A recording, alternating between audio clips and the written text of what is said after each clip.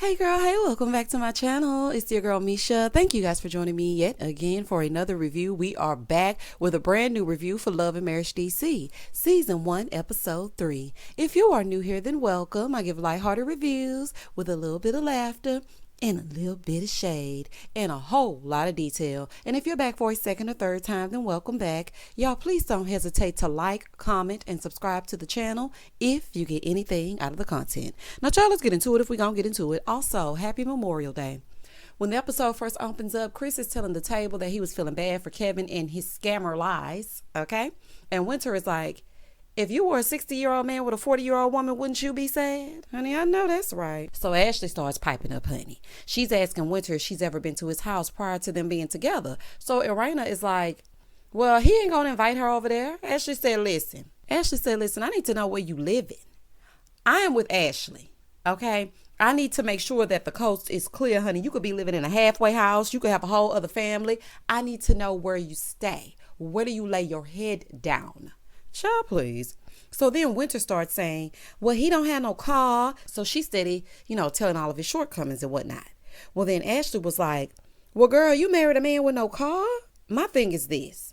Don't start talking about it now, honey, because when you were bragging about the sex 8 times a day, him not having no car and catching an Uber over there to get some of that good was quite all right. So now you talking about it. Like, it's looking like y'all were in cahoots. I mean, if you ask me.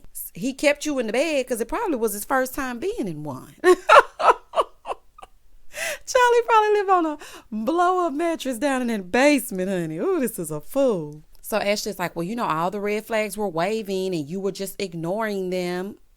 She was painting them orange, okay? I'm going to try to give Winter just a little bit of something. She was painting them orange. So Winter said in her confessional, it's none of her business. Like, I charge a fee for my personal details. Winter, you're the one spilling it all. All you had to say is, yeah, he don't love me. Trust that. He don't love me or himself. And keep it pushing. Like, you didn't have to continue to give them what you gave. Because if you give somebody ammunition, they're going to take it. And they're going to spray up the party. And that's exactly what Ashley did. Moving forward. So then Winter continues and she's like, girl, yeah, because, the lawyer served him the papers and I'm just waiting to get my divorce. So Monique leaves and she comes back with this fishbowl because she wants to keep the party going. She's like, we're going to play a game called Not for Lazy Couples. And girl. And she's like, Winter's going to be the hostess because she's the relationship expert. Expert? And child, let's give him Married at First Sight. Do you hear me? 2 failed marriages and one that's a scamming squatter with no car. I'll pass. Moving forward. So, child, they're trying to figure out how Winter became a specialist. So then Quick gonna say, that's like, the specialists. They don't have certain things like the nail techs never have the nails done. The hairstylist never have the hair done. The relationship expert with no relationship. Okay, you and Ashley are made for each other. Baby, the two of y'all are hell on wheels. Do you hear me? Oh, honey, the shade. So Winter was like, there's nobody that I can't coach because I've been there and I've done that all. So Ashley said, okay, well, you can talk to whoever you want to talk to, but I don't know about no coaching. And honey, I agree. So Winter is like, okay, so is success measured by things working out? Yes, ma'am. Because I'm going to tell you like this. If I'm going to someone for expert advice, I want you to have mastered it. Because I'm not taking my car to a mechanic that has 2 broken down jalopies in their own driveway. Girl gone. So Winter and Ashley are going back and forth and back about her success. And Ashley is like, well, you didn't even know him. So Monique is like, well, how many times we don't know our partners? Like, how many times has that happened? We might not know everything about them, Monique, but we at least know where they live. Like, that's the minimum. She's 40 years old, honey. She should know better than that, child. I'm sorry. I'm just not going to go with that. Winter knows better than that. So again, they're going back and forth and back. And Winter said, well, I feel like it's about perception. So Ashley has her foot on Winter's neck and she will not allow her to breathe. Girl, please back up just a little bit, honey. Just give her a little bit of room. So then they move on to the game. So Monique asks, if you could have a fantasy, any fantasy, what would you want it to be? So Silver was like, oh, okay, well, let's take that a step further. Who is your celebrity crush? Quick, this is not your event, sir. And so Monique was a little bit taken aback, honey, because she was like, sir, this is not your event. Well, honey, it might not be his dinner, but he has taken over. So here we go. Ashley said her celebrity crush is John Stamos, a.k.a. Uncle Jesse from Full House. Listen to me. I am with Ashley. Uncle Jesse is still a gorgeous man to this day. And that luscious hair too. Baby John Stamos is a beautiful man, honey, and they can't take it from him. But not y'all hijacked the questions and started the new game. Monique wanted to say her fantasy out loud. Child, they completely took over. So Ashley is saying, it's crazy because now people are very accessible. Like she can just slide in people's DMs and all this. So Winter said, oh, okay, so you meet people through Quick. Ashley said, no, ma'am. Okay, it's because I'm me. I'm a baddie. I mean, look at me. So Winter gets to her confessional and she's like, okay, we all know you're pretty, but you need to dial it back, honey. Pipe down. Girl, why? Why should I dim my light? You just tried to turn it off. You just said her husband is her connect. She's just correcting you. In the next scene, Arena and Jamie, they're going on a little walk/run. She says she's done 5Ks before and she runs every day of the week. I hate running, but I admire people that are runners because it's so good for you. So I do admire that. And they started talking about the dinner and the question that was asked of them, right? Because they were asking them about their marriage. Jamie said, I feel like it was a setup. He's like, I didn't like the way that you were telling our business. He didn't like the way she was telling their business and he felt like it should stay in the home. She's like, well, I said that I never caught you doing anything. He says she needs to have amnesia when people ask about their marriage. So then they switch to the gym date with his son. And she's happy, that they're going so they can talk. And he's like, I already talked to the dude. Child, not the dude. Sir, he's your whole son. Not I already talked to the dude. She wants them to have a relationship that she didn't have with her father. And he's like, why you always want us to talk? Because it's your son. Like, what is wrong with you? Like, parenting doesn't stop at 18. You have to continue to foster relationships. Your children still need guidance until they don't anymore. And child, I still call my mom. I'll be like, Mama. Baby, and I'm 39 years old. So, he still needs you. That's why. I really don't like how Jamie moves. Maybe it's just, I don't know.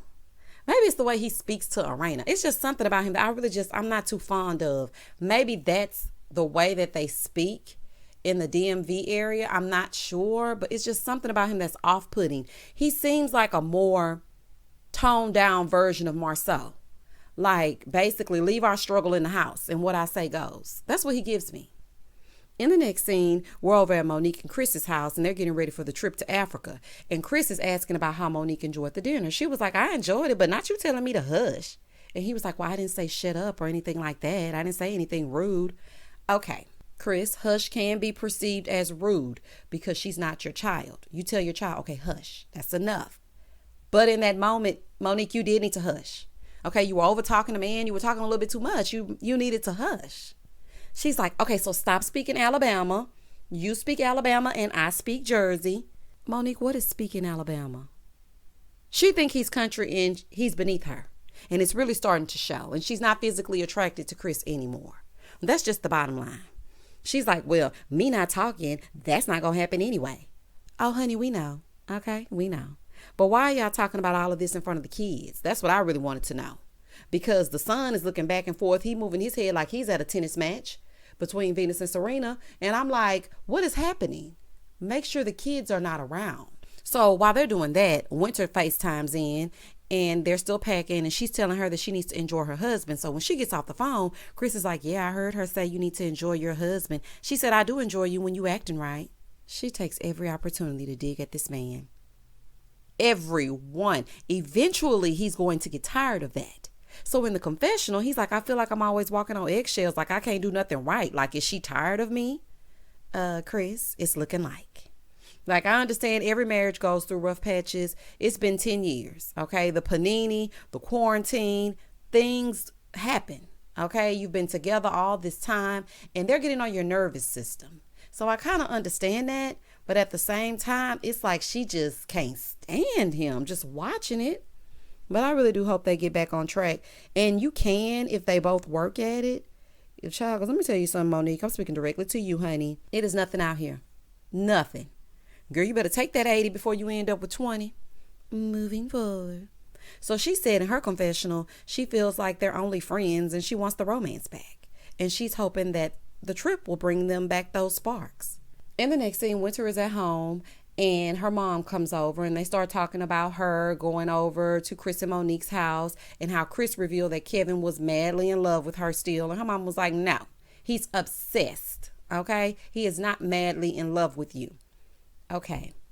These people know they can use some strong words, can't they?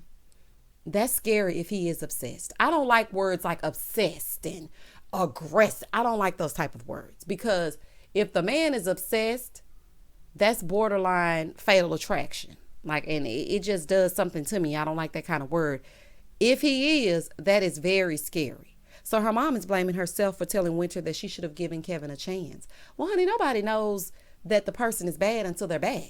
Why men great till they gotta be great? Shout out to Lizzo. I mean, you just never know until you know.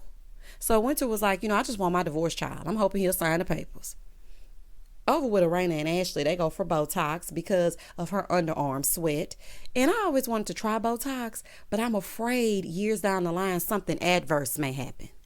Like, I just get in my head too much. I'm like, oh, I want the Botox. I want a little filler right here, because I see how, youthful it makes people look.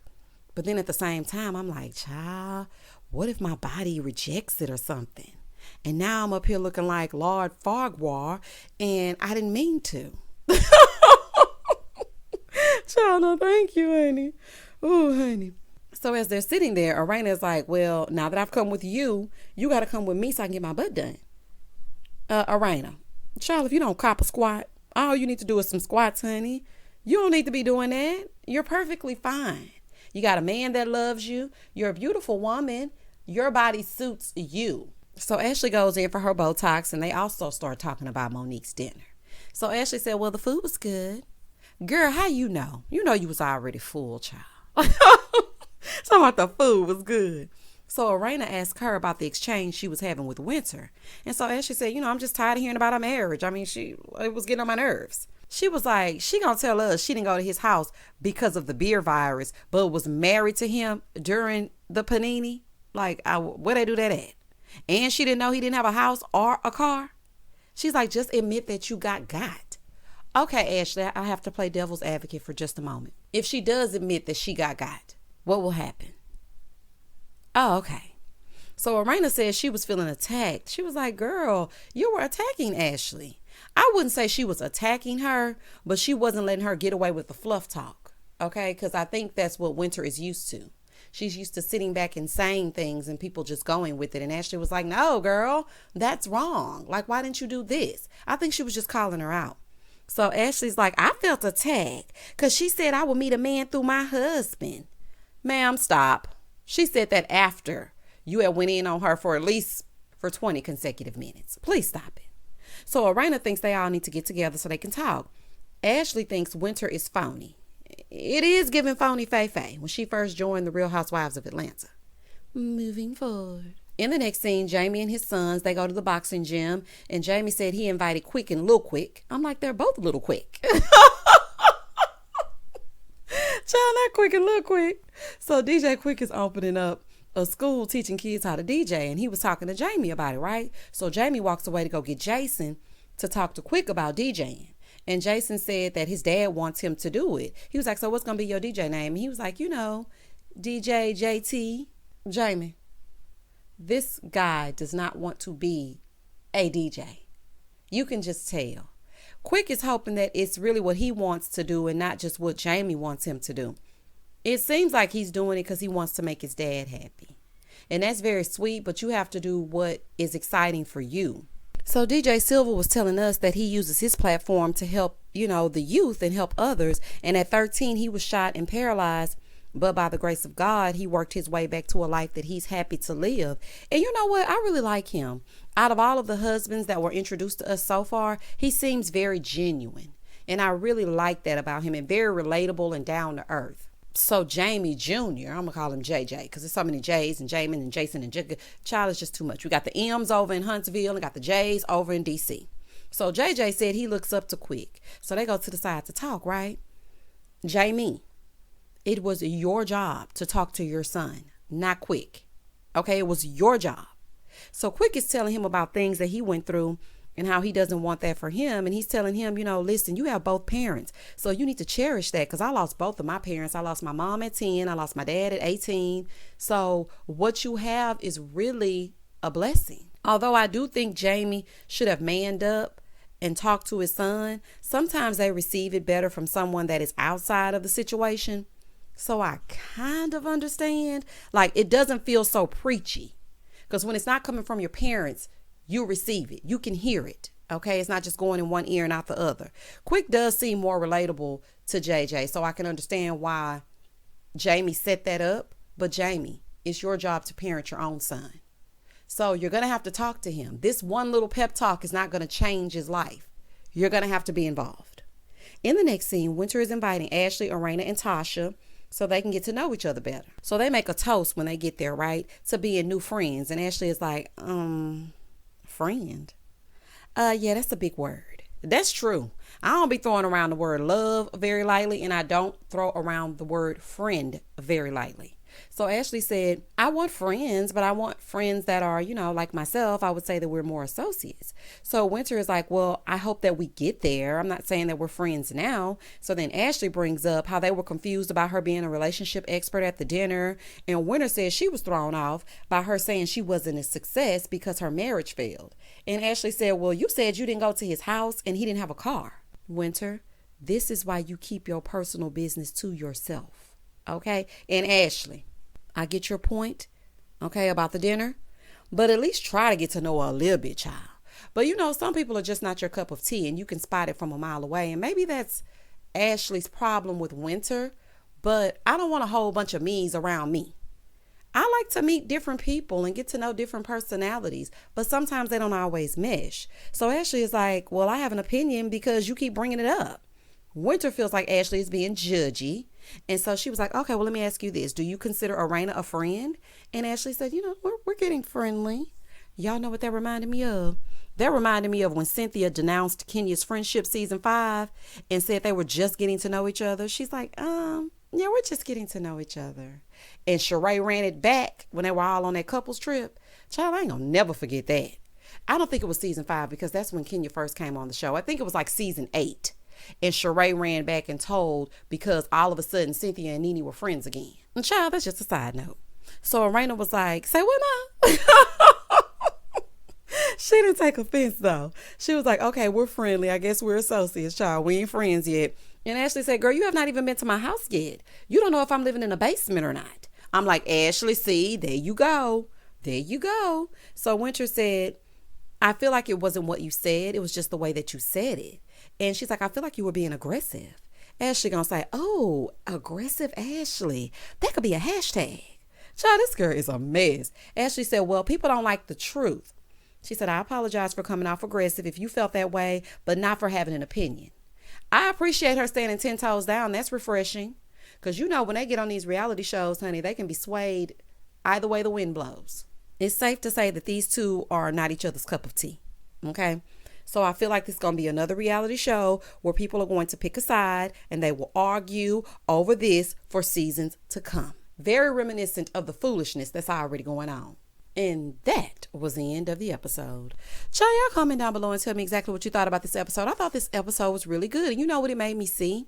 It made me notice that Monique was not really missed. Not in a negative, shady way, but the ladies carried the episode without Monique. And you know what I also thought about? I feel like had Carlos introduced this core group of women, we would have been more intrigued because we would have been like, well, who is this? Well, we need to get to know them. And who are these ladies? And what is this about? It seems like real life problems. Like when you're just getting to know people and they may not be what you're used to. And so you're navigating, getting to the friendship side of things. So I think that probably would have been a better term. But Monique is here. Okay. She's the core and the center of the group. She brought all the heifers together and we're going to get into it as we get into it. Y'all, please don't hesitate to like, comment, and subscribe to the channel. And as always, stay safe, stay blessed, spread love, not germs.